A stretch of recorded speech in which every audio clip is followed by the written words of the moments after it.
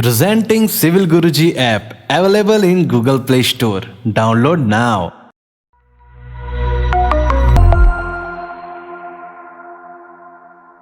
Hello engineers, मेरा नाम Ajay Kataria and I am from Jaipur. और मैं जयपुर में सिविल गुरुजी ट्रेनिंग इंस्टीट्यूट से अपनी कॉर्पोरेट ट्रेनिंग परस्यू कर रहा हूँ। और उसी के रिगार्डिंग मैं एक जो बिल्डिंग कंस्ट्रक्शन जो अपना होता है जनरली, उसके जो स्टार्टिंग जो फेज़ होता है उसके बारे में थोड़ा डिटेल देना चाहता हूँ कि किस तरीके से किसी भी कंस्ट्रक्शन या बिल्डिंग का काम जो स्टार्ट किया जाता है वो कैसा होता है। जनरली जैसा कि आप लोग सब जानते हैं कि स्टार्टिंग एक साइट क्लीनिंग से होती है। जैसे हमने एक प्लान लिया, ग्राउंड पे गए, ग्राउंड पे एक्स और वाई डायमेंशन का एक प्लान है। और जनरली अब जब भी कोई प्लान होता है एकदम साफ तो आपको मिलेगा नहीं, उसमें कोई ग्रास या फिर घास फूस थोड़ा गार्बेज टाइप के ऐसे मटेरियल्स मिलेंगे। तो फर्स्ट काम होगा हमारा साइट क्लीनिंग। और साइट क्लीनिंग जनरली हम प्लान तो लेते ही है, लेकिन जनरली हम क्या करते हैं 1 मीटर चारों साइड से एक्स्ट्रा ले लेते हैं, क्योंकि इन फ्यूचर जब भी हमको कोई मटेरियल लाना है या फिर उससे कंस्ट्रक्शन से रिलेटेड, तो हम क्या करते हैं जनरली 1 मीटर डिस्टेंस पे इस एरिया में मटेरियल को पटक देते हैं, ताकि लाके यहाँ रख दिया जाता है, ताकि कंस्ट्रक्शन काम करने में कोई मटेरियल से या डंप कर देते, ताकि मटेरियल्स जब काम करे तो कोई प्रॉब्लम ना हो फील्ड के अंदर। जैसे हम कोई फुटिंग का काम करेंगे, जैसे व्यूअर्स आप लोग सब देख सकते हैं, ये एक फाउंडेशन वाली फुटिंग की ड्राइंग है। और इसके अंदर एक अपना पहला काम होता है, जैसे कि प्लानिंग में अपन को सेंटर लेना होता है, फुटिंग और कंक्रीट का सेंटर। तो उसके लिए हम क्या है, एक सेंटर लाइन मेथड का यूज़ करते हैं, जो हमें ट्रेनिंग इंस्टीट्यूट मतलब इस कॉर्पोरेट ट्रेनिंग के दौरान पढ़ाया गया। तो उसी के बाद उसका यूज़ करके हम सेंटर लाइन मेथड का यूज़ करके कॉलम की सेंटरिंग और मार्किंग कर लेते हैं। फिर हमारा जो नेक्स्ट वर्क होता है वो होता है एक्सक्वेशन करने के बाद इनका फुटिंग का नेक्स्ट प्रोसेस होता है वो होता है फिलिंग। तो फिलिंग के लिए फर्स्ट काम होता है अपना सैंड फिलिंग।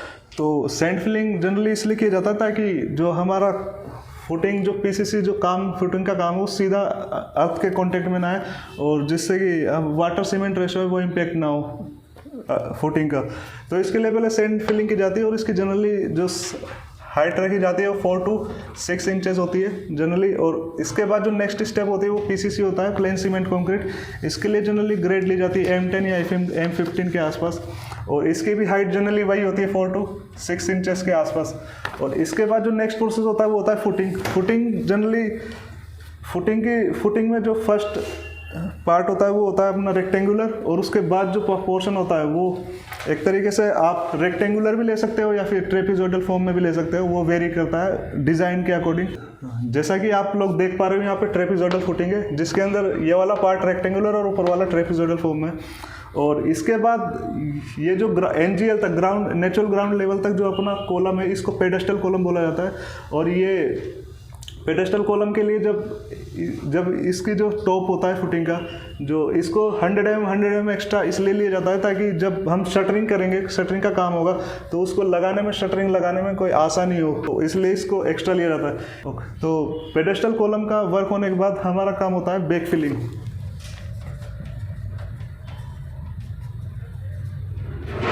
बैक फिलिंग के बाद NGL तक आने के बाद इसके बाद नेक्स्ट वर्क होता है, जैसा कि व्यूवर्स आप लोग देख सकते हो ये ड्राइंग, इसके अंदर आपको दिखा रखा है NGL के बाद अपना ब्रिक वर्क होगा, वन लाइन ब्रिक वर्क इसलिए किया जाता है ताकि आप जो इसके बाद ग्राउंड बीम जो आप प्रोवाइड करेंगे उसका डायरेक्ट कांटेक्ट सॉइल से ना हो ग्राउंड, ताकि आपका वाटर कंटेंट जो है उसका ग्राउंड बीम का वो इफेक्ट ना हो ग्राउंड से, इसलिए वन लाइन ब्रिक वर्क दिया जाता है। उसके बाद ग्राउंड बीम दिया जाता है, और ग्राउंड बीम के बाद अपना ब्रिक वर्क आता है। ब्रिक वर्क देने के बाद DPC आता है। DPC की जो जनरल वैल्यू होती है वो 50 mm तक दी जाती है, और जो कि फिक्स होती है। और जनरली DPC को अपन स्क्वायर मीटर में मेज़र करते हैं, क्योंकि 50 mm जो है वो उसकी हाइट, जिसको आप डेप्थ भी बोल सकते हो, वो फिक्स है।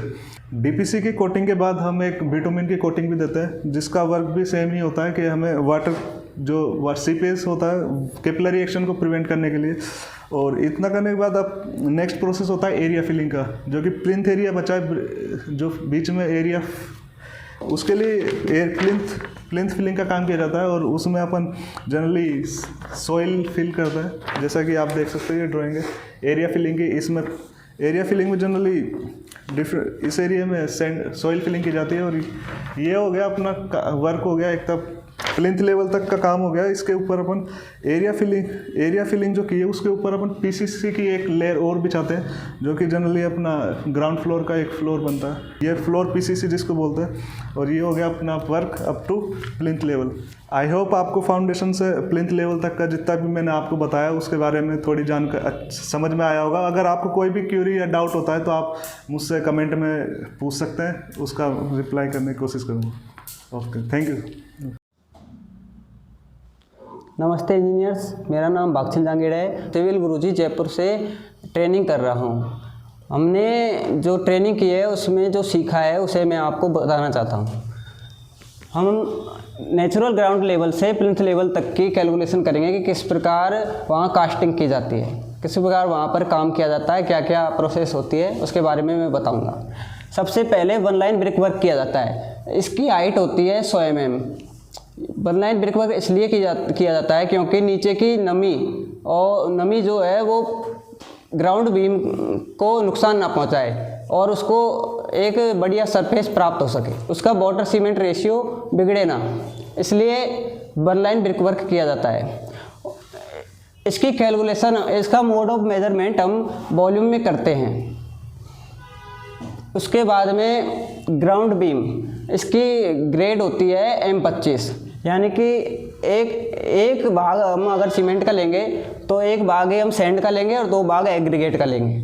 इसका ग्राउंड बीम का साइज हमारी ड्राइंग के अनुसार 250 बाई 300 mm है। इसकी कैलकुलेशन इसका मोड ऑफ मेजरमेंट हम वॉल्यूम में ही करते हैं। इसके बाद में हम brick work up to DPC bottom तक ब्रिक वर्क करते हैं। इसकी हाइट 450 mm है। इसका मोड ऑफ मेजरमेंट भी हम वॉल्यूम में करते हैं। इसके बाद में चौथे नंबर पर हम डीपीसी करते हैं। डीपीसी की हाइट 50 mm होती है जो कि फिक्स होती है और इसका ग्रेड होता है M25 होता है। इसका मोड ऑफ मेजरमेंट हम एरिया में करते हैं। लास्ट में आता है बिटुमेन कोट। बिटुमेन कोट की ग्रेड होती है BG10। BG है जो विस्कोसिटी ग्रेड होती है। इसका मोड ऑफ मेजरमेंट एरिया में ही किया जाता है। ये इसलिए किया जाता है ताकि नीचे की नमी ऊपर ना आए। मुझे आशा है कि मैंने जो नेचुरल ग्राउंड लेवल से और प्लिंथ लेवल तक की जो कैलकुलेशन आपको बताई है वो समझ में आई होगी। यदि आपको कोई समस्या है तो आप कमेंट कर सकते हैं। थैंक यू, धन्यवाद। हाय इंजीनियर्स, मेरा नाम रूपेश कुमार, मैं जयपुर से बिलोंग करता हूँ। मैं सिविल गुरुजी की ट्रेनिंग जयपुर से कर रहा हूँ। आज मैं प्लास्टर वर्क के बारे में कुछ डिस्कस करना चाहता हूँ।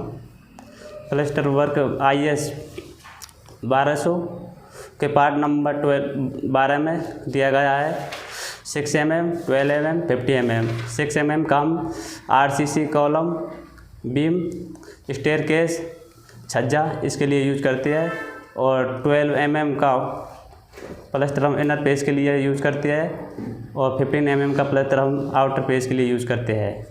जैसे मुझे दीवार का मेजरमेंट निकालना है, जैसे इसकी लेंथ है 3 मीटर और इसका हाइट है 4 मीटर, तो इसको मैं मल्टीप्लाई करूँगा तो ये यहाँ पे एरिया निकल के आ जाएगा वाल का। ऐसे यहाँ प्लास्टर एरिया निकाल सकते हैं किसी भी वाल का। Thank you.